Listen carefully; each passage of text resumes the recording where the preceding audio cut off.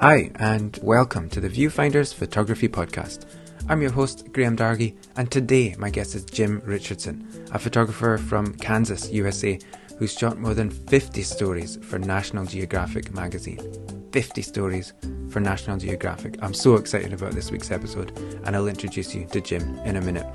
Well, I hope you've been enjoying season 2 of the podcast. I'm having a brilliant time making it and talking to these fantastic photographers from all around the world. And I've got a couple of great episodes up my sleeve to round out the rest of the season. If you have been enjoying it, then let me invite you to subscribe, leave a 5-star review and share the show with your photography friends. It makes a real difference, and I would really appreciate that kind of help. I love connecting with listeners, and you can find me on Instagram at Viewfinders Podcast, and check out view-finders.co.uk, where you can find out all about what I do, get my free long exposure tutorial video, and check out some other episodes. Last week on the show, I told you about the next Viewfinders Live event. Well, there's been a change of plans, and that event is now postponed. But I'm quite excited to announce that it's been replaced with an evening with this week's guest, Jim Richardson. I had such a great chat with Jim, which you'll hear in a minute, so I invited Jim to do Viewfinders Live. He agreed, and so we're going ahead with that on Monday, the 29th of March 2021. Tickets are on sale now at Eventbrite for just £10 plus booking fee. That's £11.37 in total. Link in the show notes. You're going to hear how great Jim is in this interview, and if you feel like you'd like to hear more from Jim, then you can at Viewfinders Live in just a few weeks. Okay, time to introduce the aforementioned Jim Richardson, a photographer from Lindsborg, Kansas, who's shot over 50 stories for National Geographic. Jim has a bit of an obsession with Scotland, and his Instagram feed, where you can get a daily Scotland fix, has over 450,000 followers. In 2015, Jim was voted the photographer's photographer by fellow National Geographic assignment photographers. In photography, it doesn't get better than that. That's like winning an Oscar that was voted for only by other Oscar winners. Jim's been featured on ABC News, CBS News. He's received an honorary doctorate from Kansas State University, and he's the founder of Eyes on Earth, an educational collaborative seeking to inspire the next generation of environmental photographers. I was definitely inspired talking to Jim, and our conversation touches on Jim's work in Scotland, some of the inner workings at National Geographic, playfulness in his photography, the environmental and agricultural aspects of Jim's photography, of course camera gear and technique, but so much more as well. It was a genuine privilege for me to talk to a photographer with such knowledge and experience and with such stature in the business. I'm sure you're going to take plenty away from this episode. Here's my conversation with Jim Richardson. Hi Jim, welcome to the podcast. How's things? Oh, just fine. Thank you for having me here, Graham. No, you're welcome. I'm so excited to talk to you because I've been following your feed for a while. I actually assumed you were Scottish because nearly everything on your feed is Scotland. But anyway, for people who may not know, would you mind introducing yourself and telling us a little bit about your photography? Sure. Yeah. I'm Jim Richardson. I am a photographer. I have been for a long time for National Geographic magazine. I got my start doing sort of documentary photography, and then eventually went into doing editorial photography for National Geographic, which I did for 35 years. Stories all over, and you can be forgiven for thinking I'm Scottish, because my Instagram feed I really focused on Scotland. I've done about 25 years worth of work in Scotland on various stories and love the place. So it's good to be talking to you today about that, because it's been one of the richest parts of my career. Yeah, well, we'll definitely talk about that. What I love about your photography, Jim, just looking through your Instagram, but also your website, which is, I've really enjoyed researching that for this interview. There's sort of I think there's a charm about the work. There's an ease about the photography. It seems effortless. It's doing everything it needs to do. It doesn't look like it's trying too hard. It seems like it's accessible. It's enjoyable to look at. But when I really study the work, I just think it's so fantastic, strong work. Every image is telling a story. I think everything that's in the image is there for a reason. Nothing that doesn't need to be there. The use of light, I think, is brilliant, whether that's ambient light or maybe I see some speed lights flashing in there somewhere. I love it. So I'm so excited to talk to you and dig into some of that work. But before we get to photography, is it right? Did you grow up on a farm? Am I right? Oh, yes. I grew up on a farm here in Kansas, Hmm. um, outside of a town of about 3,000 people, which is a pretty small town out here. Yeah. Hmm. And yeah. And is that this town that you're still in at the moment? No, this is about 80 or 90 miles away. It's a little old Swedish American town. All of these were settled around 1868 or 1870 after the American Civil Hmm. War. And so Hmm. this one was focused on Swedish immigrants. I'm not Swedish, but yes, the phone book is full of Andersons Okay. and the like. Yeah. How was it like growing up there? I guess that Kansas is quite agricultural, quite kind of rural. Is that right? Oh yes, yes. I mean, we had a small farm. It was already probably too small by the time I was growing up, and we had a dairy. We milked cows and all those kind of things. So yes, it was very much a rural growing up.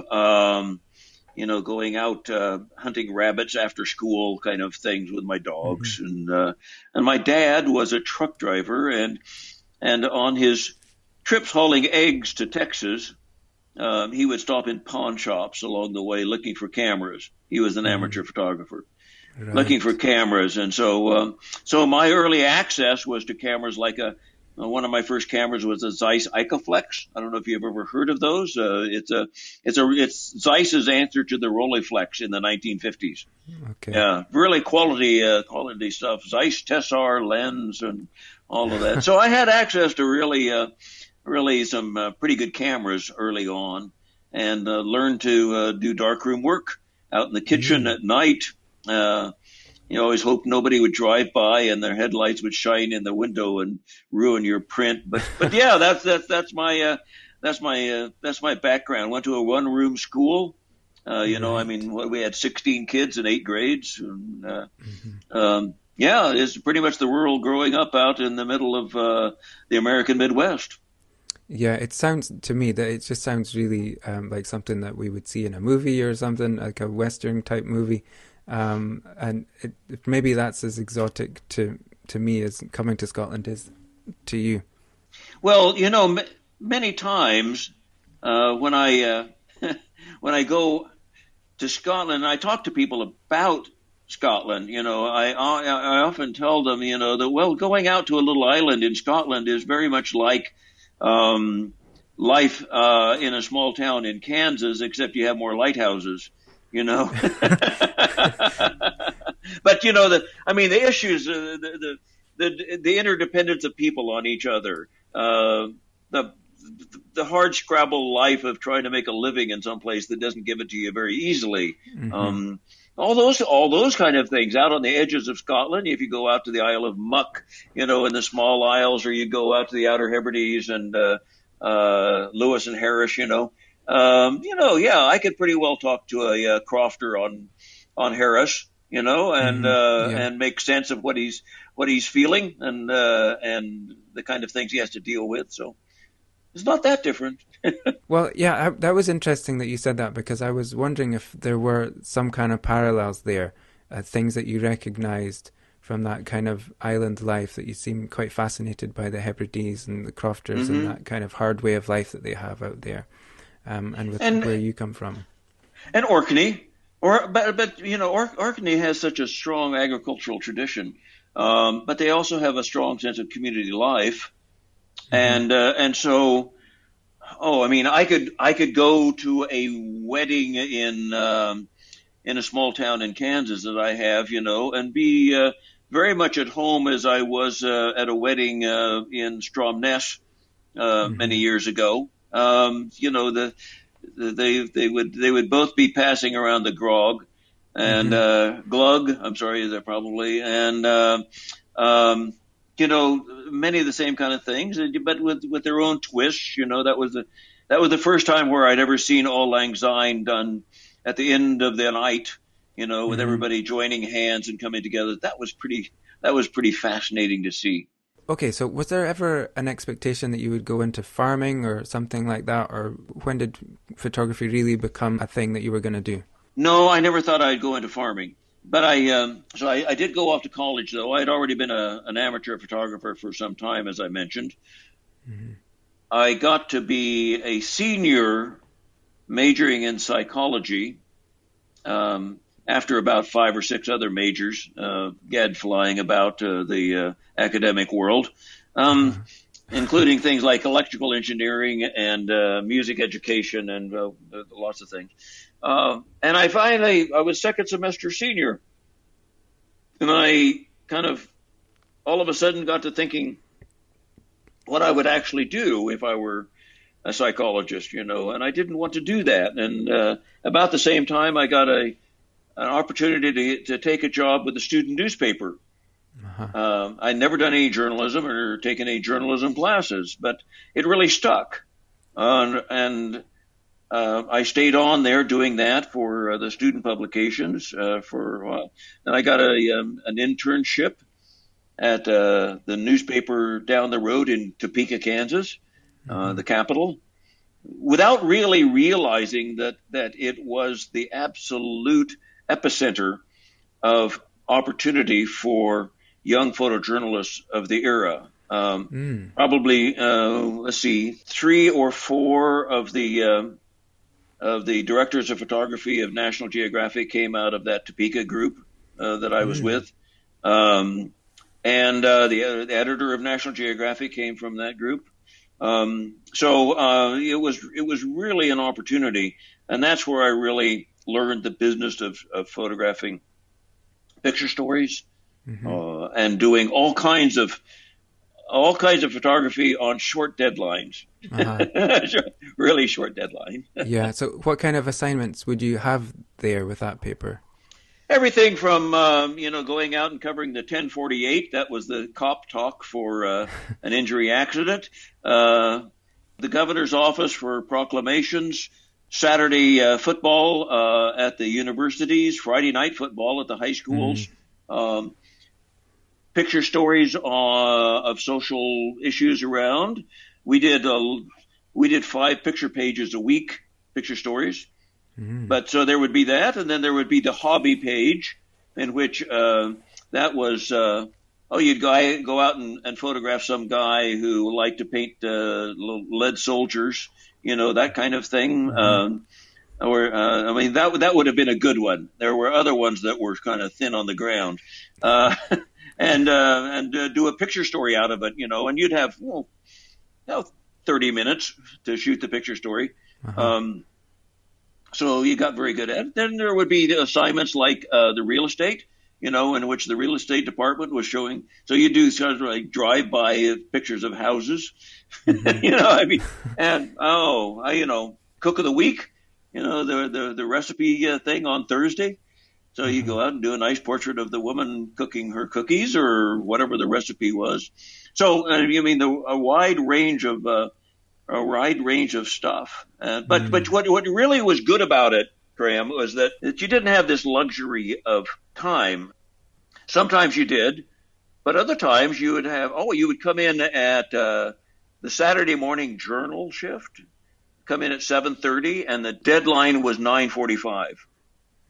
And you would have 3 assignments. So come in, shoot 3 assignments, get back to the office, process the film, make the prints, write the captions, and get them to the desk by 9:45.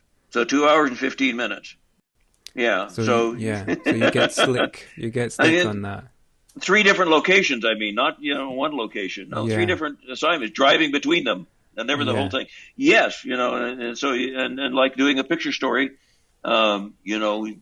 Really a practical vision of that. You had to have a lead story, a lead picture, and an opening picture, and a closing picture, and several other elements to go with it. And you'd go shoot the story, and then be thinking of what the layout would be on the way back to the office.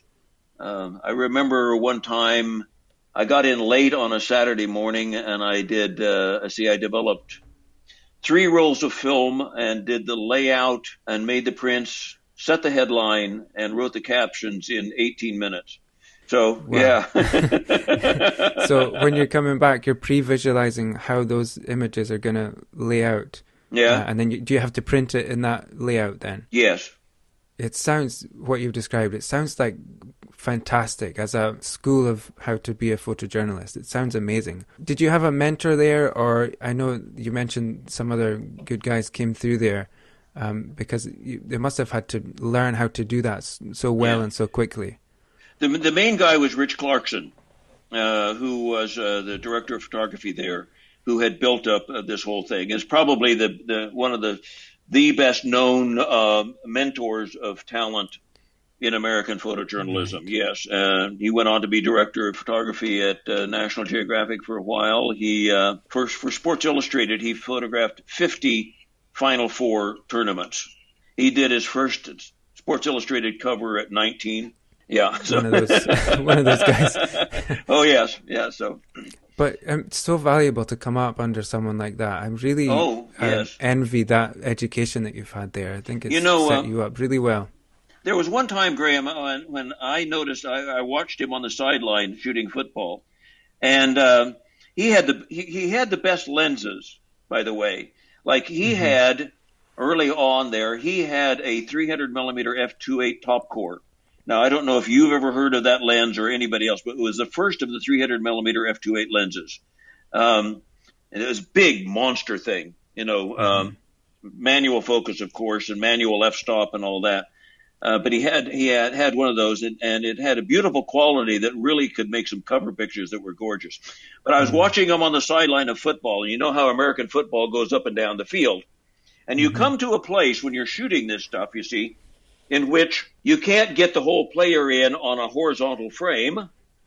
So then you turn the camera vertically as they come closer and closer to you on each play. Well, I noticed one time on watching him at a football game, and he was turning the camera vertically, and while he still had enough space to do a horizontal frame. And I said, Monday morning I go back to him and I said, I saw what you were doing. Why do you do that? And he said, because they don't put horizontal pictures on the cover of Sports Illustrated. I go, oh, okay. Always thinking. Always thinking, yes. Always thinking about, we're going to leave space up there for the headline. And, you make sure where you're putting the space in the picture, because it's going to go in a layout, and you don't put important people in the center of the picture where it's going to go in the gutter. Those are all kind of lessons I learned from him. Yes. Mm-hmm. That's just fieldcraft, though, and so valuable that you can learn those things. Oh, yeah. So from Topeka, how did you get to National Geographic then? What was the sort of timeline to there? There was a hiatus in Denver.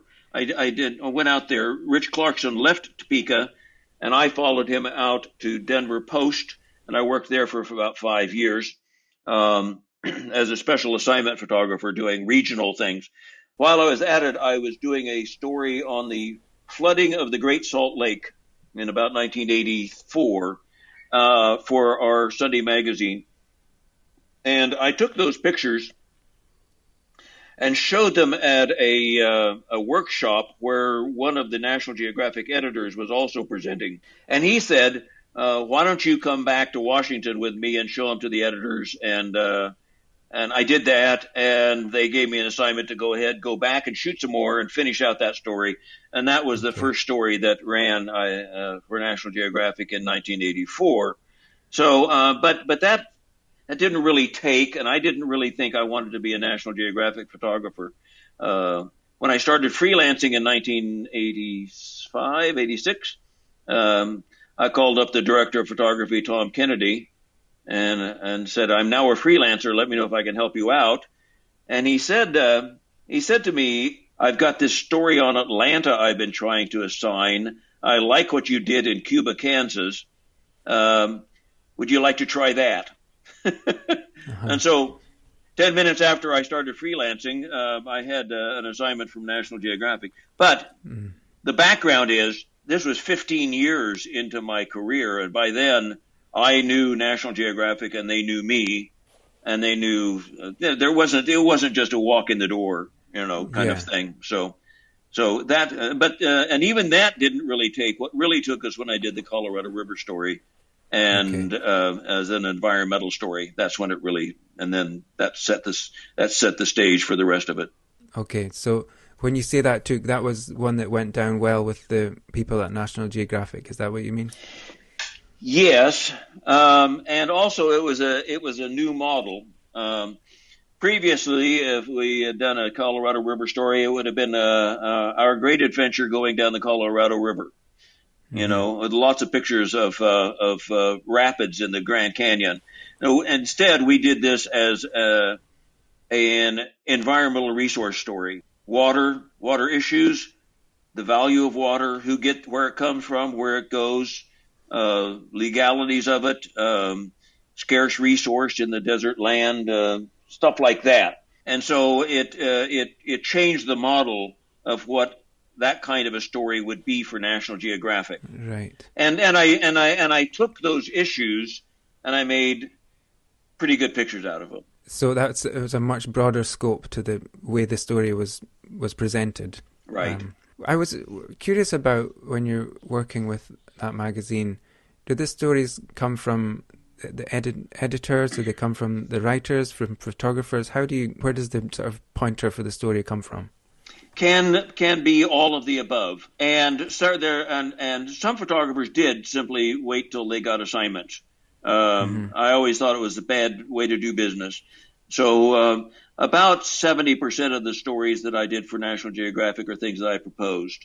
So Okay. story proposals could come from writers, editors, researchers, scientists, all over. Mm-hmm.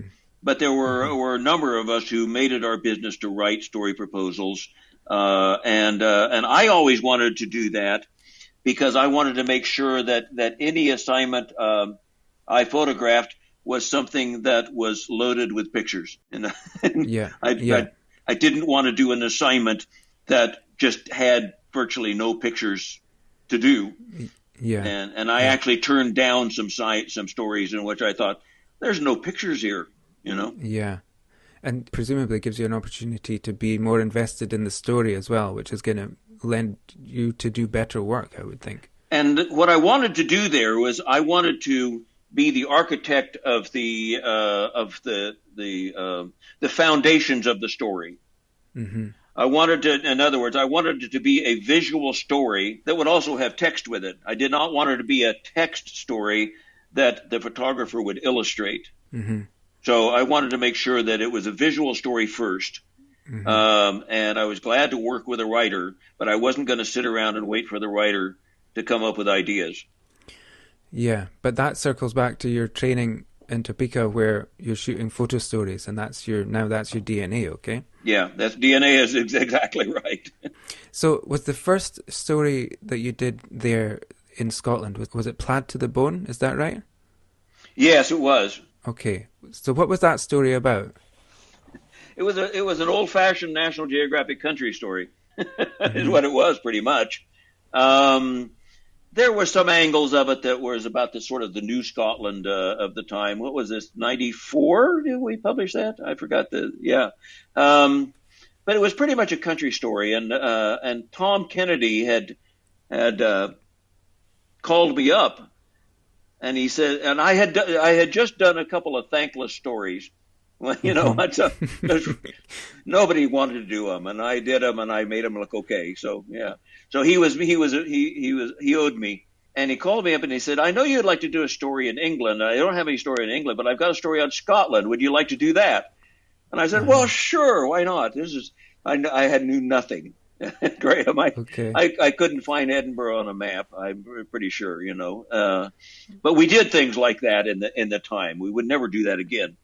At the time in which you took on a story, you started researching it, and that's basically what I did, and started reading the books and the guidebooks and coming a couple of old things, and I just about drowned in it. It's a very difficult thing to do those country stories because you're looking for something ephemeral, nebulous. That's kind of like, what's the essence of this place?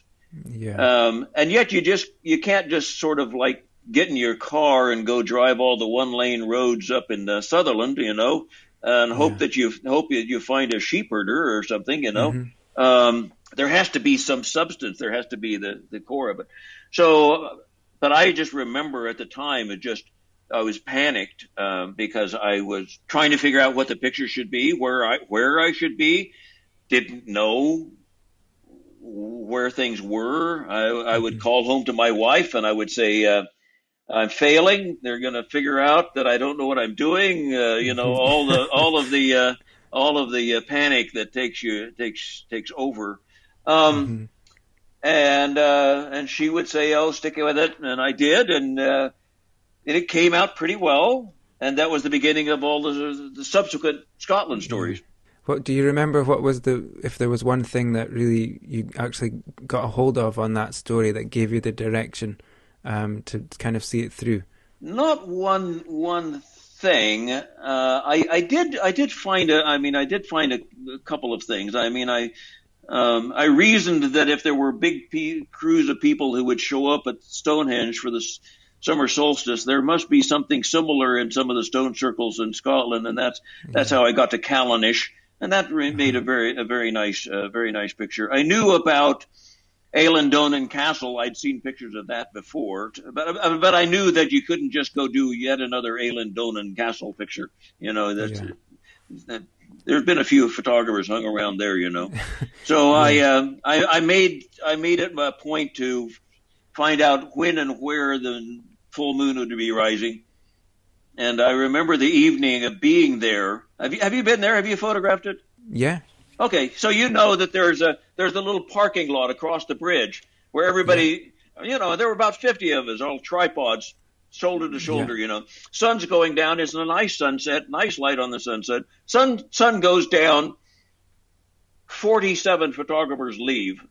Yeah. Honest to God. So there's three of us.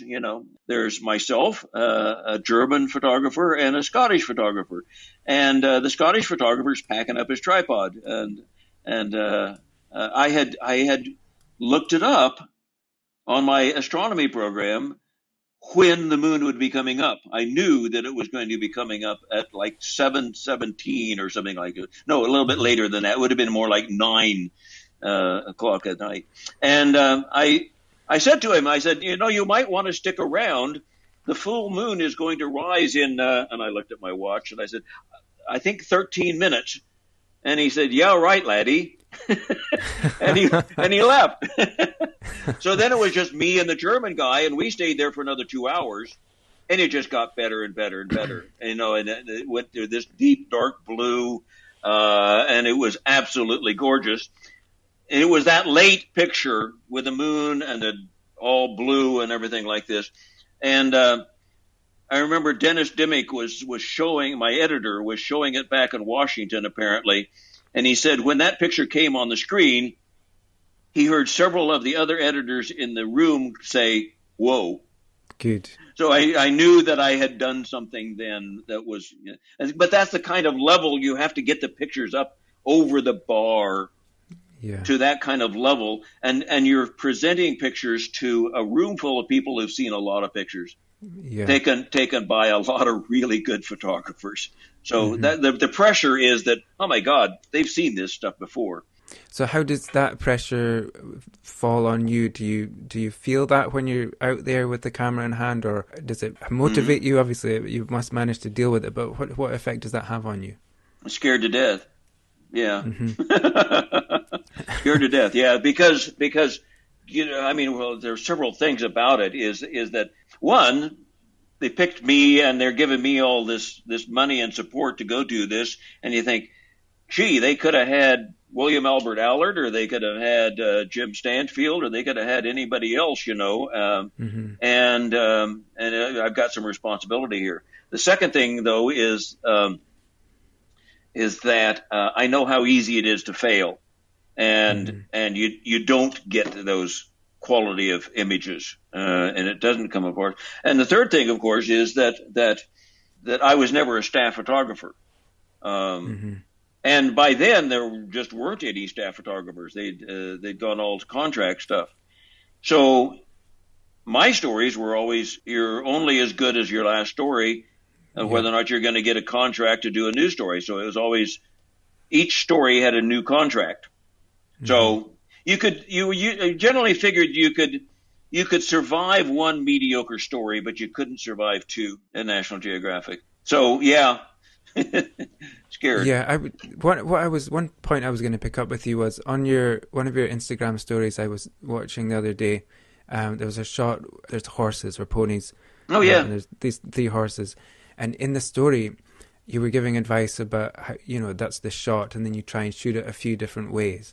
And what really struck me about that, it really spoke to me, because I sensed that you go at this with a playfulness. It seemed like a lot of good fun to you to shoot those horses with that island behind them in a few different ways. And I think it was the Isle of Muck. It is. Yep. And it's great advice to shoot it a few different ways, but what got me was just the sense of fun that you were having with it. And I thought, this is a guy who really has a playful approach to his work. And I thought, that's probably something I've lost out of in the last few years, because it kind of becomes work, Yeah. And so I guess when you're feeling that pressure from the magazine, it's a big deal and you're expendable, as you've described. But still to retain that sense of just fun and playfulness that allows you to take the best pictures that you can. Is that a tricky line to walk? Yes, I must say about those horses, I got like 3 pretty good pictures out of those horses in about a half an hour there. They were kind of I owe them. But yes, I mean, my operating mode in those kind of things is to try as many different versions as time will allow. Mm-hmm. And every time trying to push to do something that I haven't thought of doing before in some way. And so that sort of becomes the game, is mm-hmm. how the hell are you going to make yet another picture of it? Another angle of that, though, was from way down low and the big mm-hmm. horses coming by. And that has a nice quality to it because it resonates with the Kelpie legend, right. The horses coming out of the sea. Okay. So when I'm doing those things, there's always, I hope I go in armed with a lot of cultural background, so that if I'm standing in front of something, I will recognize that I'm standing mm-hmm. in front of it. One, and then 2, just the playfulness of trying different compositions, different ways of seeing it, saying different things, mm-hmm. because one of the essential parts of, say, that always came out of doing National Geographic stories is that each spread of the magazine would have to say something, and it would have to mm-hmm. say something different than the previous spread. So the idea was that these pictures have to say something. They have to say isolation, power, beauty, grace, or they have to explain, what people are looking at. It can never be just enough that it's a pretty place and this is a pretty picture. Yeah. There always has to be this underlying stuff. So that's the game. That's mm-hmm. I mean that's the sport of doing it. And the real triumphs for me are not necessarily like right there at the moment. The real triumphs for me are when you get back and you put all this stuff together and you go, I think I did something here. This is one question I thought I would never ask on a photography podcast, but can we talk about soil? Soil, oh yes, okay, yeah. Okay, so I was researching through your website, and I was expecting the Scotland stuff, but the one that really grabbed me was the soil project. So I don't know if that was one story or if it's just a few different strands that have come together in that one gallery. But I was just so taken by this gallery. What can you tell me about that portfolio on your site, soil? There was a story that we did on soil, but some of those pictures also came out of other stories about agriculture. So yes, if people look at just my Instagram feed, you're just going to see Scotland. Yeah. But there are many aspects to my career, and photographing agriculture and the problems of feeding the planet is probably the one that has more editorial substance, if you will. So yes, the whole idea was that soil is this essential human resource. It is this almost paper thin bit of life on the surface of the planet that makes our whole civilization possible in the way that it happened, and really in the way that it happened and developed over the last 10,000 years. So yeah, it's kind of like, well, it's a really big deal. Yeah, and so then the research part of it kicks in, and I start looking around, and virtually any time you see somebody doing a soil story, what you see some farmer out there kneeling down, and he's got his hands together out in front of him and a handful of soil. And I just kind of go, I looked at all that and I said, well, can't do that picture. No, not going to do that. No, that's not going to cut it for National Geographic. And it doesn't show enough. So then I start breaking it down into, okay, what do I want to show? And I want to show that soil is incredibly rich. I want to show that it's been wasted through erosion, that it's incredibly complex when you get down to the biological level. I'm kind of, making up a list of 10 or 12, 15 things I want to show here. And then I start going out and trying to figure out, well, where can I go to photograph those things? And some of them I go directly looking for. And some of them take a long time for the light bulb to go on. Like, for instance, all the soil scientists would tell me, well, you have to photograph all of the 12 major soil types.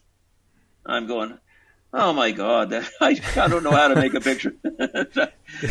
and until I thought, oh, well, wait a minute. What if we did soil profiles around the world with the farmers who depend upon the soil, and would that say something? And that worked really well.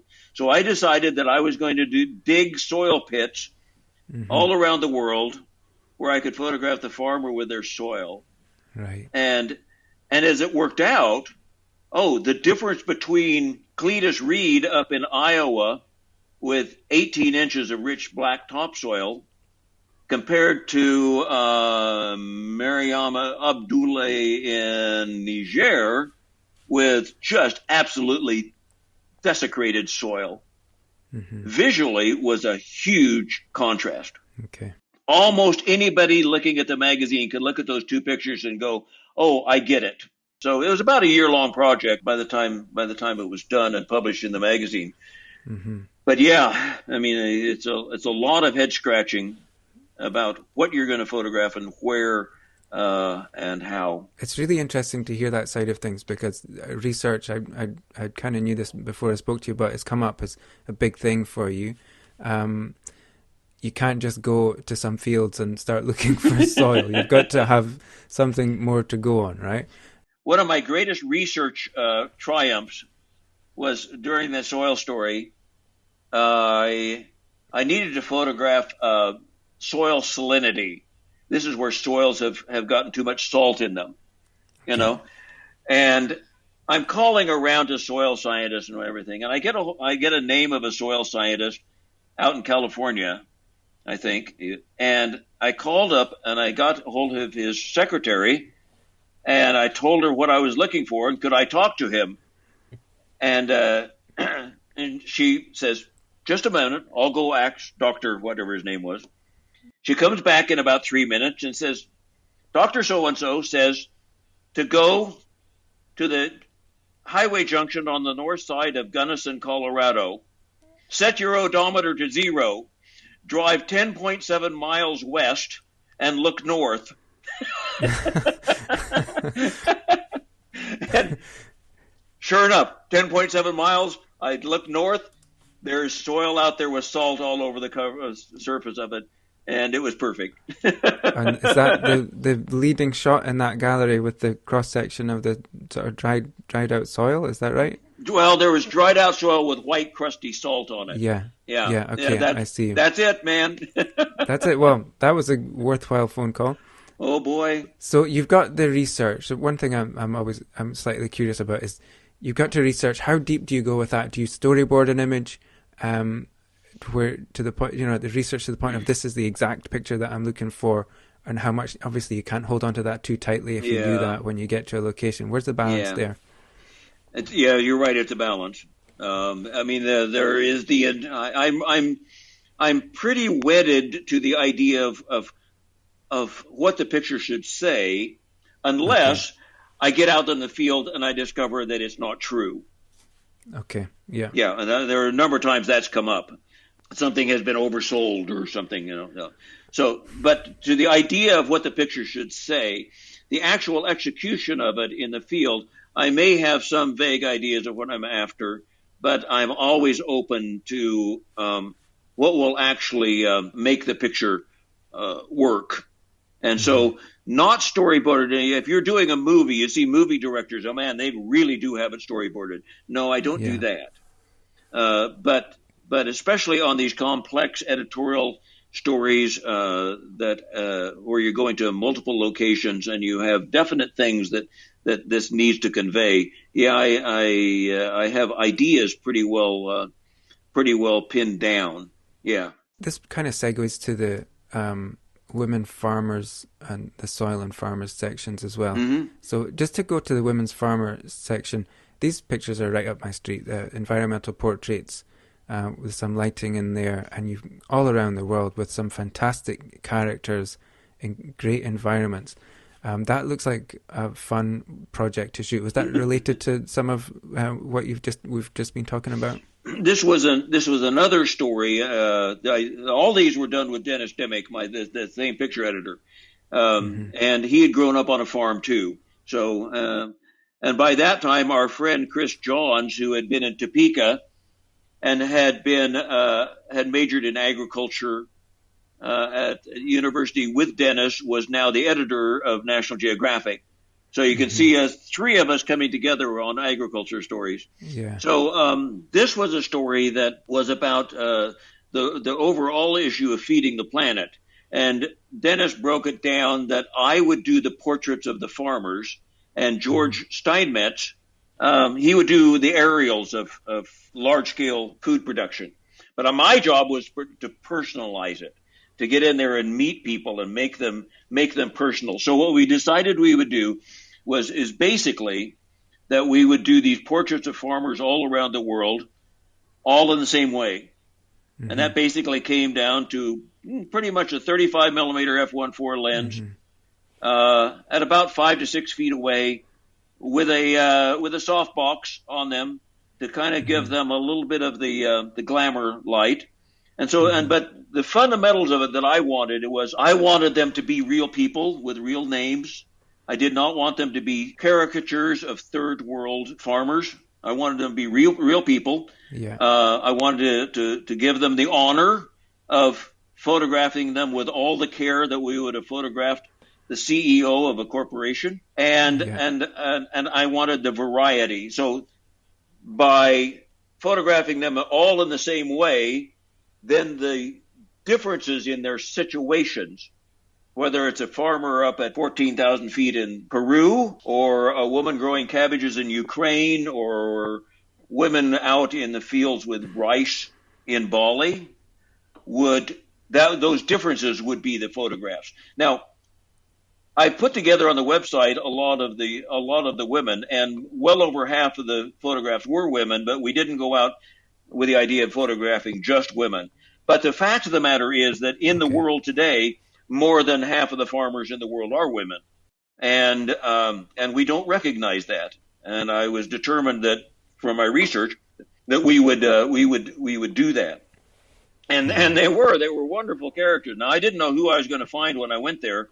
But, I call up the Potato Research Council in Lima, Peru, and say, where can I go? And how would I get there? And, and they sent out one of their people with me up into the fields, and we started finding characters. And one of them was Juana Valerio, the woman that you see, sort of. She's got the red. I don't have the picture in front of me. A red shirt or something on, and then there was another woman though that had a very a riveting face, and they're up there in the Andes. Yeah. And was growing not potatoes, but she was growing oca, which is the type of tuber. But so we're just going out there, and we're going around to the fields and farmers and meeting them, and every once in a while you find somebody who's really got the look. There's the woman Oksana Alexandra in Ukraine with the cabbages. Oh my God, she looked great. Oh, for God's sake. Yeah. It's fantastic. The other one I really love is there's a banana lady. Oh, that was just back inside. That wasn't lit. That one was just back inside a doorway in Bangladesh. Oh yeah, she was just a great character. Yeah. And she looked great, So yeah. It's such a strong gallery, and it comes across the way that you described that, how you treated the people that you photographed with respect. So it just looks like a really fun project, though, if they're going to send you around the world to photograph amazing people in amazing places. That's what we think of when we think of National Geographic photography. Yes, and the other thing about it for me though was that it's important. It's important that we give those kind of people their due. That we recognize where our food comes from and what we're going to have to do in the next 50 years to feed. What are we going to get up to? 11 billion people on the planet before it levels off? Yeah, So. What about, it's not always like that, is it? What about some tough times? Have you had some difficult spells in your career where you've just thought this is too much? Oh, yes, plenty. I think probably too many to remember. I probably tried to forget them. Myriad failures. Oh, so here's what I would do. Say there was some issue that I really needed. What I would do was I would research maybe 10 to 15 different possibilities of places to photograph that idea. Then I would narrow it down to the top 3. And I would photograph each one of them, knowing that probably at least one of them would fall through. Wouldn't make a good enough picture. My friend Joel Sartori, who does the photo arc, that was always his strategy was begin the day with 3 can't fail possibilities and have 2 backups within 15 minutes. Yeah, because they will fail. You will fail. You'll be, I can't tell you how many times I've been in front of stuff and not gotten the picture. And when it really hurts the most is when you are standing next to another photographer. You're standing there shoulder to shoulder. Yeah. And you look at this and you go, this is rubbish. There's no picture here. And that photographer picks up their cameras and points it at exactly the same stuff and shoots a picture and shows you out on the back of their screen, and they got a picture. That is really crushing. Yeah, that's when you feel like you're in the wrong job. Yeah, I was just talking to a sports photographer. He said exactly the same thing just the other day. Really? Yeah, and this is a really top-level guy as well. So, yeah. Thank God it's not just me. No, it's not just you. So, just one thing I wanted to just circle back to that we spoke about earlier. We talk about Topeka, and you were working very quickly.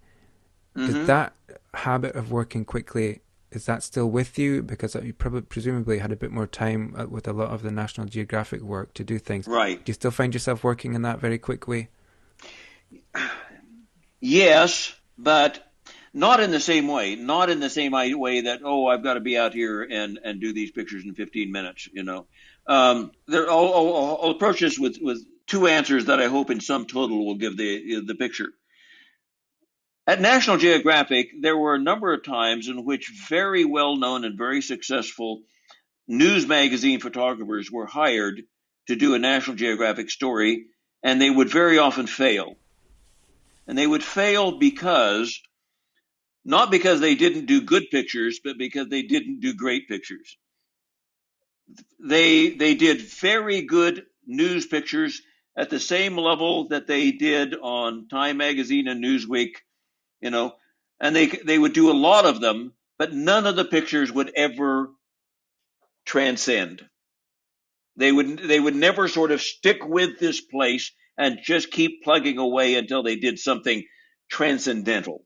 They wouldn't do that. Okay. So there's that. There's the idea that you're going to stick with it in a place till you really make something work. It doesn't mean that you're going to go more slowly, that you're just going to hang around, the Stones of Stennis until something wonderful happens. Yeah. Well, yeah, I'm still out there going, gosh, the light is coming by. It's coming by very fast. I've got to get it, quickly while it happens. Yeah. Even if you're out there at night light painting the standing stones, it's always a bit of panic because the light is keeping going down and you only have a certain window when this can happen. Yeah. And can you make something really special happen in that time frame? And yet, for National Geographic, yes, I could go back 2, 3, 4 days, and just keep plugging away at it. But that would only do me good is if the product of doing that was to do something way better than I ever imagined I could. To answer your question, though, the farmers, any one of those farmers, like the woman that you saw there, the vertical picture of the woman with the potatoes and whatnot, I had about 3 minutes with her. She wore out fast. Yeah. So no, you don't. It's not like you can just kind of set up the studio and play around for 2 hours. No, people aren't going to do that. Is it okay if we talk about camera gear for a few minutes? Oh, sure. So, what's a go-to for you? What comes out of the bag? Oh, I think it's probably a fairly standard bag. For a lot of my work, it would have been my Nikon D8, the later era, my Nikon D800 or D800E, a 16 to 35 f4, 24 to 70, and 70 to 200, and then I carried a 300, and I had if I was shooting night skies, I had the 14 to 24, and I'd have a macro lens but just out in the field. So there would be the camera bag that would go in the plane with me, and then there would be the case with the extra lenses for other specialties or backups. I remember when I was doing the farmers, I took 2 35 millimeter f1.4 lenses, just in case. I couldn't live without it. So. And so, some speed lights as well, would I be right? Oh, well, yes. In that case, the lighting kit there was I had a 4-square, which is a Foursquare? I do know what that is, yeah. I don't know if people listening will know. Maybe you can describe that. It's a softbox specifically made with brackets inside so that you could mount speed lights. Like a Nikon SB 800, I forgot 900, whatever they are today, And I put 3 SB 800s in there, and I fired them with radio poppers. That's a radio remote kind of arrangement. So that would let me do high-speed sunlight sync. Yeah.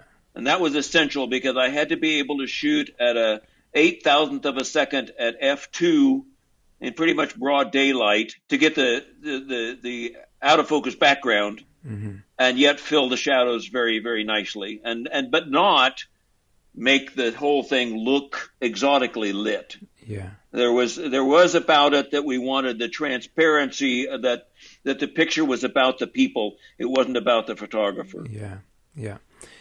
It's such a great way to work. I love working with speedlights, and I've tried other bigger portable light systems, but the speedlights just give me so much control.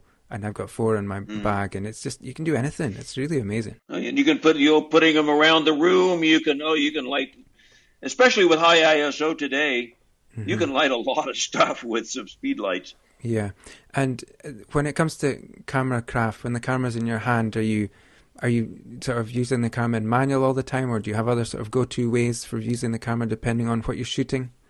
I would have sometimes manual. But my go-to method would be I would put it on aperture preferred automatic and just do the plus and minus compensation to get it light and dark enough until that became so cumbersome, and then I'd switch over to manual. Yeah, okay. Kind of like by the time you're out there doing 30-second time exposures of standing stones at night, no, it's manual, yeah. Just put it on manual and be done with it. Yeah. Okay, that brings us to a round which I call double exposure, where I like to choose a picture of yours to ask you about, and then maybe you can choose one that's particularly memorable for you as well. I chose a few that I might have gone to, but these birds at St Kilda, there's a picture, it kind of looks like it's from Jurassic Park. Do you know the one I mean? The rock face kind of peaks up like this, and these birds are coming over the top. Can you talk a little bit about that picture? It's got such atmosphere. I had been, that was on the Outer Hebrides story that I was working on. And I had seen that, there's lots of pictures of Borere. That's Borere there, that uninhabited island in the St. Kilda group. A lot of pictures and everything, but there aren't any sunset pictures or there aren't any sunrise pictures. And I thought about that for a while. Then I finally figured out, because everybody who goes out there is on a day trip. They leave at 7 a.m. It takes 4 hours to get out there. You're there for 4 hours, and then you're going by 3 p.m. You're going home. So I hired a boat specifically to have an overnight there, and we went out, and it was awful. The island was totally socked in. You get shrouded in clouds. And then for God's sakes, $2,500 down the drain here. So we went around the island. When we came around on the north side, we got a little break in the sunlight, and that shaft of light came onto the cliffs there, and the birds started swarming out, and it was incredible. And the deck of the boat is pitching. The crewman is holding onto my belt so I won't go over the side. I'm hooping and hollering. But I didn't think it was that picture.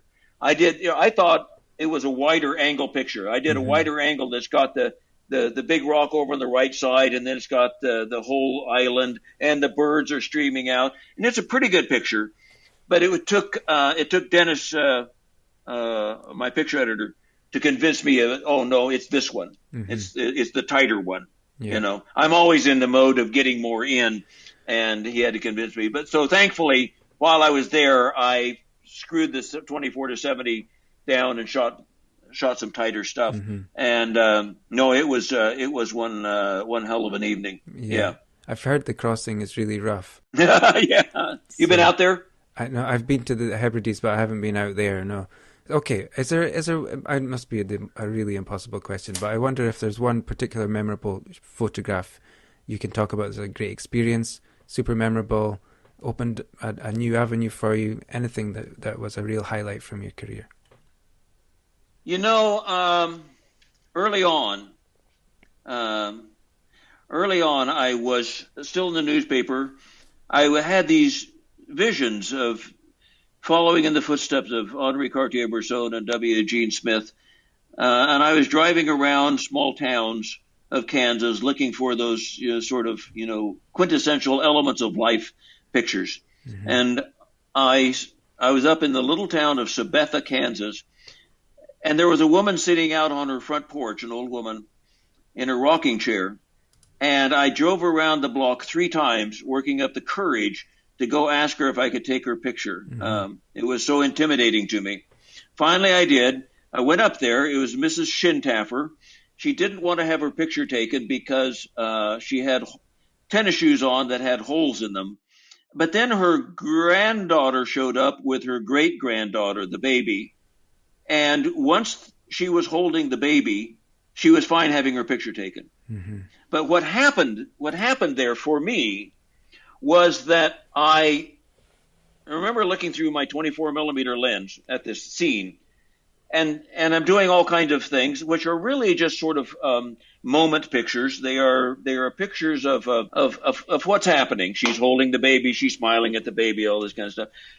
But then I remember that there came a moment in which I'm pulling back, and I'm very consciously putting one post of the porch over on the right side, and the window only in so much on this side, and the lines of the boards going up in just such a way, and all this arrangement. And as I did it, I realized that, I could take this scene and transform it from being just a recording of what was happening and to becoming a statement.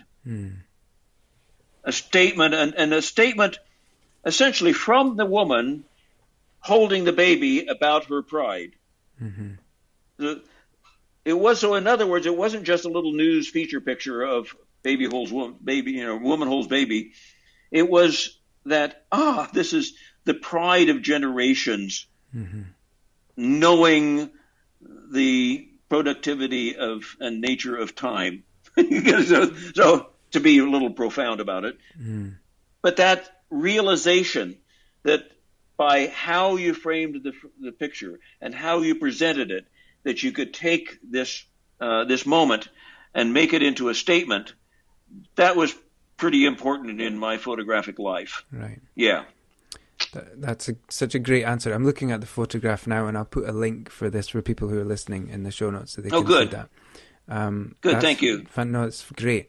Okay, we're nearly at the end. We've gone so far over time, and I'm saying that every episode this season, but I'm having so much fun.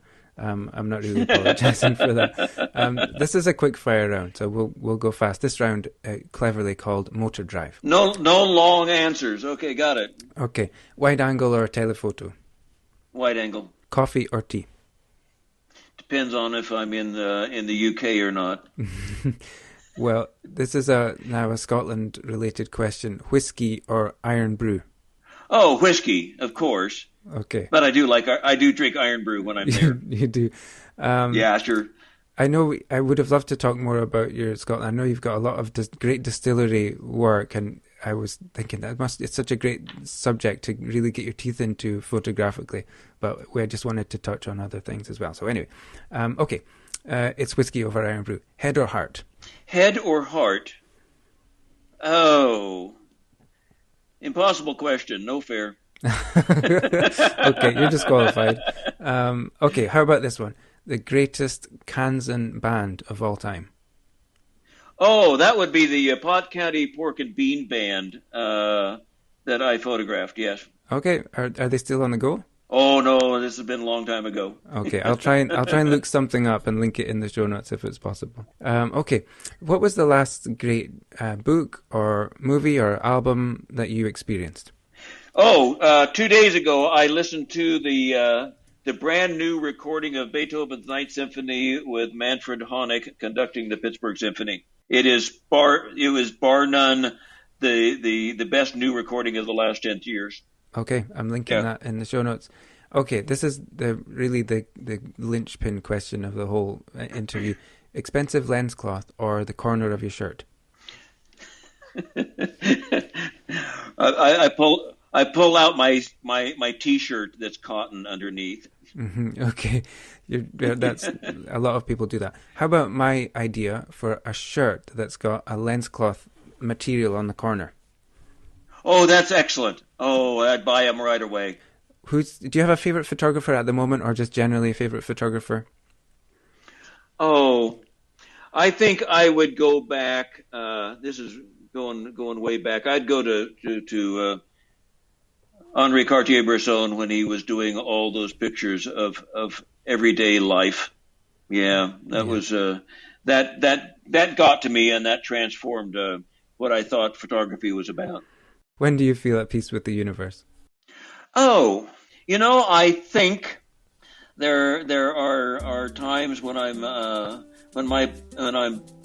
by myself and the sun is going down over some little island or some stone circle, and there's nothing else around me to take away from the experience. That is probably the most at peace with myself, sort of thinking about the continuation of time that is so evident there. That's probably it. Yeah. Yeah, I think we could do a whole other episode on stone circles, actually. Quite interesting places to be. I just feel that connection with time, like you said. I really appreciate you showing up for this and for being so giving in this chat. Thank you so much, Jim. Graham, thank you so much. I don't get to do interviews from photographers very, very often. It's rare that I get the kind of questions that you've been asking, which are educated by actual experience and the complexities of actually doing this stuff. So thank you. Thank you very much. Thank you so much for listening. So much to take away from that episode. Follow Jim on Instagram and check out his website for a deeper dive into his portfolio, and check out some of the other fantastic photographers Jim mentioned. Remember, you can get tickets for Viewfinders Live, an evening with Jim Richardson at Eventbrite now. Link and links to everything else we spoke about are in the show notes. Thank you for your time. Enjoy your photography. I'll see you out there.